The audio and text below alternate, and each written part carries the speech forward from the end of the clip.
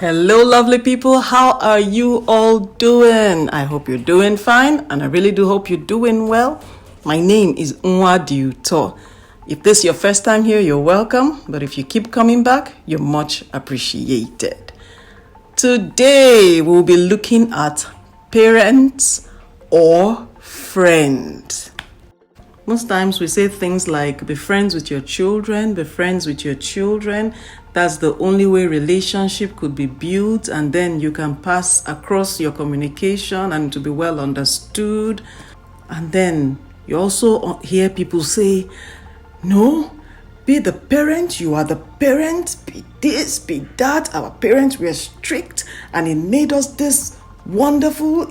And we could go on and on. So now the battle is between what is it about being a parent and not being a friend? Or what is it about being a friend and yet being a parent? What should we be exactly? Their friend? Their parent? What are we?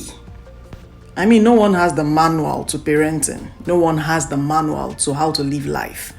But because some of us have studied some things, then we come to a conclusion that some ways are better than some other ways.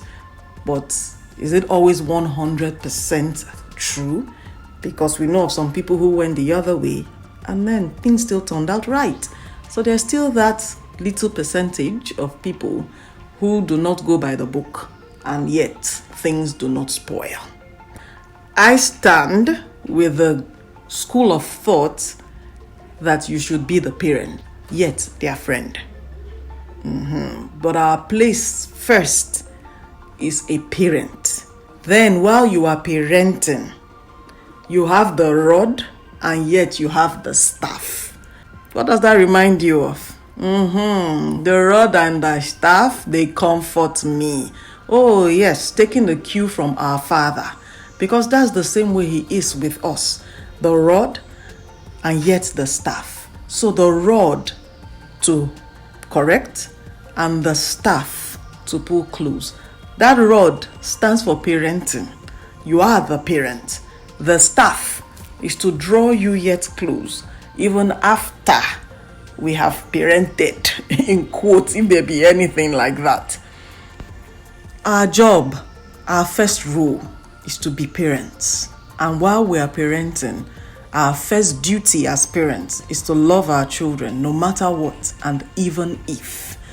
No matter what they do, and even if they shatter our hearts as many times as they choose, we will yet love them. That's our first duty. So even in the place where we are correcting, we should also remember that we are yet to love them. So the wisdom in it is to know when to be a parent, putting our foot down, ensuring that rules are kept, ensuring that routines are kept, ensuring that the mantra of the family, whatever our goal and constitution states in the family, is being upheld at all time. And then should it be violated, the consequences will come into play.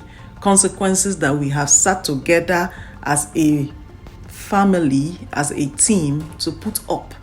So we have said, do this. If it is not done, then this will come into play. The consequence will come into play. And as a parent, it is our duty to put our foot down and not say, oh, he has suffered a little bit, or let's let it go. No. Consequences should come into play if you have set them. That's the role of a parent. That is where you should be a parent. Because when we do not let consequences come into play, the rule will always be violated, and they know mommy won't do anything. You know, when you hear your children say some things like that behind your back, no, mommy does not actually do anything. She just talk and then that's it. You're making light of my parenting skills. No one is saying you should go flogging anybody or become the lion of the tribe of your household. And remember, in one of my other videos, the link is going to pop up, we were able to establish that those consequences should be things that you have control over and not something they have control over. Because sometimes you hear them say things like, if I don't do this, then I will do the dishes for a week. No, sir. The day you decide that your hands are hurting so bad and then you can't do the dishes, what happens? Am I going to force you to go wash the dish? I can't force you to do that. But then consequences are the things that I have control over so that I can enforce it. Things like your allowance, right? How much is your allowance? Okay, the consequences should be that no allowance for the week, or we're going to reduce the allowance for that week, or no data for 1 month. I mean, I am the Lord of giving data. So if I say you have no data, you have no airtime, then you do not have it, because I am the one providing that. So the consequences should be things that you provide. Part of our parenting rules is for us to be able to put our foot down. The consequences should come to play. Then yet you are their friend.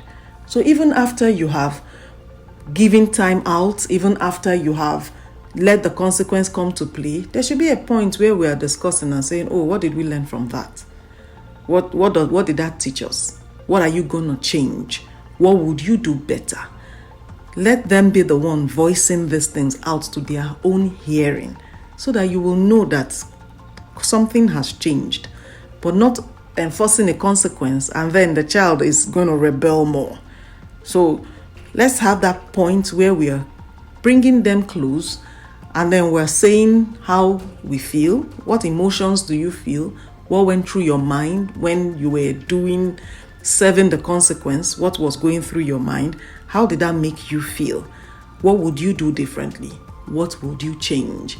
All these kind of questions will let the child know, and let you also know that the child has gotten some lessons learned, and the child will not proceed to doing such again.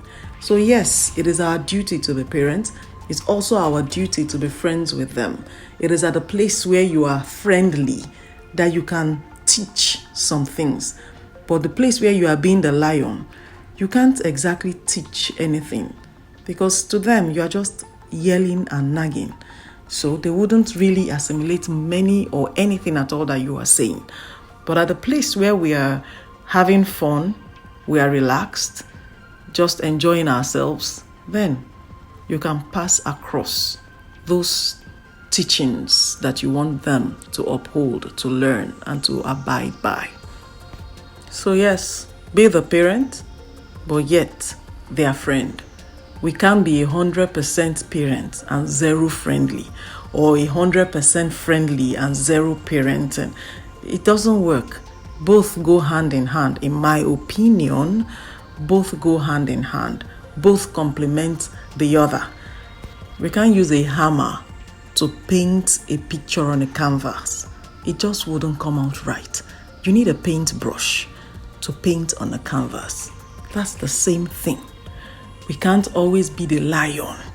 We can't always be the parent, screaming and yelling and enforcing rules, in every kind of situation. Sometimes you just need to put aside your parenting cloak and be the friend that they need, the shoulder that they could lean on, the one they could run crying to, and they know that you're not going to condemn them. They know you're not going to pull them down the more. Be their safe haven. That's what being a friend is about. So yes, I'm a parent, but yet I want you to run to me. Come to me should something go wrong. You should have that avenue where even where your child is upset, your child can yet voice out what is on their mind. And then you wouldn't go clubbing them down, because they know that this is a safe place. I can air my views. I can say exactly how I feel. And I know that I wouldn't be beaten, scolded, or clubbed down. And just on a lighter note, trust Naija parents, trust African parents. Oh, we know how to switch pretty fast from being friends to parents. While we are joking and laughing, you dare not say some certain things. If not, that cloak comes right back on and we are clubbed down. Because that forget say they follow you, laugh and play. I am yet the parent. And we show ourselves immediately. But then there are some times that is necessary. Don't be the lion all the time. Be the lamb sometimes too. Just like our Heavenly Father. Thanks a lot for listening and watching this video. If you love this video, do not forget to give this video a big fat thumbs up for me. and subscribe if you have not done so already. I'm going to be seeing you all in the next one. Bye-bye.